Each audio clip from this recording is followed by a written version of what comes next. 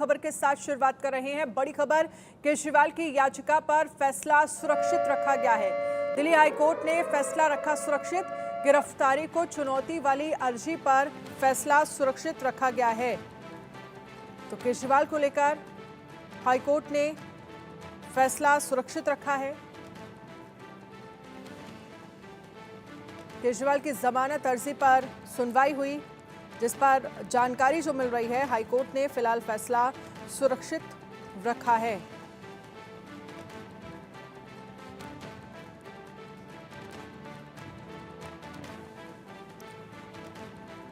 तो ये आयुष इस पर ज्यादा जानकारी के लिए हमारे साथ फोन लाइन पर जुड़ गए हैं। आयुष, क्या जानकारी है? सुनवाई में क्या कुछ दलीलें दोनों पक्ष की तरफ से रखी गई हैं और फैसला कब तक हाईकोर्ट सुनाएगा? जी देखिए, आज जो मामला दिल्ली हाई कोर्ट में चल रहा था वो दो मामले थे। पहला ये कि अरविंद केजरीवाल को इस पूरे सीबीआई के प्रकरण में बेल दे दी जाए। दूसरा ये कि अरविंद केजरीवाल की तरफ से ये याचिका डाली गई थी कि सीबीआई ने जिस तरीके से अरविंद केजरीवाल को गिरफ्तार किया है और हिरासत में लिया हुआ है, जुडिशियल कस्टडी में भेजा है, ये पूरा तरीका गैर कानूनी है, ये असंवैधानिक है। इन दोनों याचिकाओं पर आज सुनवाई होनी थी। फिलहाल दोनों मामलों में, इस पूरे प्रकरण के इन दोनों मामलों में इस फैसले को सुरक्षित रख लिया गया है और 29 जुलाई को दोबारा सुनवाई होगी। अब बात करते हैं क्या कुछ दलीलें दोनों पक्षों की तरफ से रखी गई।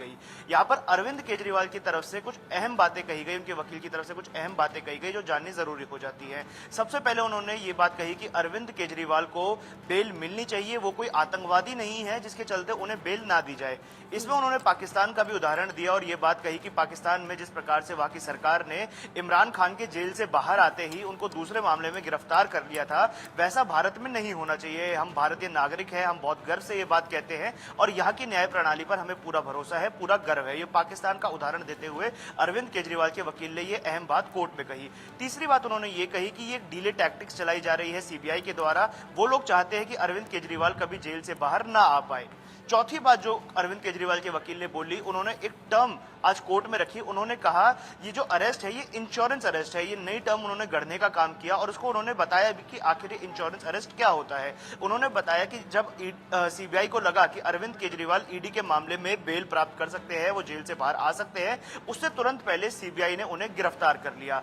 पांचवी अहम बात जो अरविंद केजरीवाल के वकील की तरफ से कही गई वो ये कि अरविंद केजरीवाल के खिलाफ कोई संगीन किसी भी प्रकार से एविडेंस सीबीआई के पास नहीं है। सीबीआई जो है खाली हाथ है और अरविंद केजरीवाल को वो सिर्फ इसलिए गिरफ्तार करना चाहती है ताकि वो जेल से बाहर ना आ सके।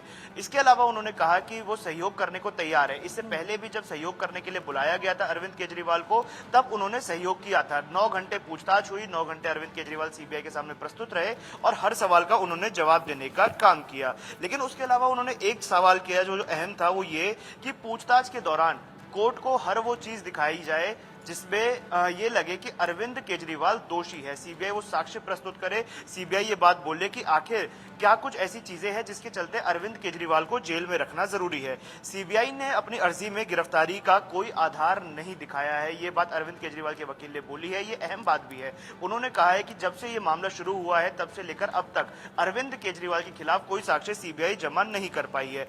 एक भी आधार ऐसा नहीं बताया गया है जिसके चलते अरविंद केजरीवाल को जेल में रखा जाए। दलीलों के आधार पर आयुष, इन तमाम दलीलों के आधार पर क्या अनुमान लगाया जाए आने वाले वक्त में केजरीवाल की मुश्किलें कम होंगी या बेल मिलने के आसार नजर आ रहे हैं? जी देखिए, ये जो मैंने बताया ये वो दलीलें थी जो अरविंद केजरीवाल के वकील की तरफ से रखी गई। तो वही दूसरी ओर जो सीबीआई ने कुछ बातें कही है वो इस चीज को पूरी तरीके से खंडित कर देती है। सीबीआई ने भी अपना केस बहुत मजबूती से लड़ा। डीपी सिंह प्रस्तुत हुए थे, सीबीआई की तरफ से एडवोकेट है।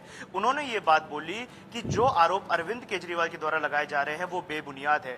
अरविंद केजरीवाल को हिरासत में लिया गया था, उससे पहले कोर्ट को सूचना, उसके बाद कोर्ट को सूचना दी गई और कोर्ट के आदेश पर अरविंद केजरीवाल को सीबीआई ने हिरासत में लिया और उसके बाद कोर्ट में ही दरखास्त करके अरविंद केजरीवाल को जुडिशियल कस्टडी में भेजने का काम सीबीआई ने किया था।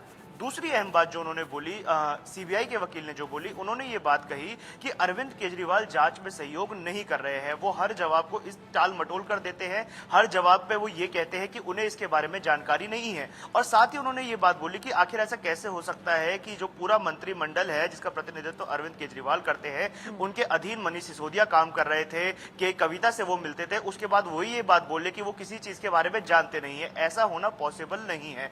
ये कुछ अहम बातें केजरीवाल के खिलाफ सीबीआई के वकील ने बोली थी। यहाँ पर कुछ अहम बातें और जाननी जरूरी हो जाती है, वो ये है कि सीबीआई ने ये बात बोली कि अरविंद केजरीवाल को जेल में रखना इसलिए जरूरी है कि कोई भी पूछताछ करनी हो, कोई भी चीज दिखानी हो, कोई डॉक्यूमेंट, कोई एविडेंस अरविंद केजरीवाल के समक्ष प्रस्तुत करना हो, या फिर के कविता या मनीष सिसोदिया के साथ बिठाकर फेस टू फेस इंटेरोगेशन करनी हो, ऐसे में अरविंद केजरीवाल का जेल में रहना जरूरी है। ये दोनों दलीलें हम सुनी गई कोर्ट के द्वारा, और उसके बाद कोर्ट इस निष्कर्ष पे पहुंचा कि इस पूरे मामले में फिलहाल सुनवाई को रोककर 29 जुलाई तक के लिए इसको पोस्टपोन कर दिया जाए। अब हम इस बात पर आए कि क्या अरविंद केजरीवाल की मुश्किलें आसान हो जाएंगी, क्या अरविंद केजरीवाल जेल से बाहर आ पाएंगे? तो फिलहाल ऐसी कोई भी उम्मीद नहीं लग रही है, क्योंकि यहाँ पर जो प्रोसेस की बात हुई वो सीबीआई के वकील ने बोली कि अरविंद केजरीवाल के वकील को सबसे पहले ट्रायल कोर्ट में जाना चाहिए था, और अगर ट्रायल कोर्ट से उन्हें राहत नहीं मिलती तब वो हाई कोर्ट में आते। हालांकि अरविंद केजरीवाल के जो वकील थे अभिषेक मनु सिंघवी, उन्होंने ये बात बोली कि ऐसे कई उदाहरण हैं जिसमें हाई कोर्ट और सुप्रीम कोर्ट इन मामलों में पहले ही या तो बेल दे चुका है, या ऐसे जो आपराधिक प्रकरण होते हैं उनमें ये बात कह चुके हैं कि जो गिरफ्तारी है वो असंवैधानिक है, जो गिरफ्तारी है वो गलत है। यानी दोनों तरफ से मजबूत दलीलें रखी गई हैं। 29 तारीख का दिन है, उस दिन इंतजार करना होगा कि आखिर जस्टिस कृष्णा की बेंच क्या कुछ फैसला इस पूरे मामले पर सुनाएगी।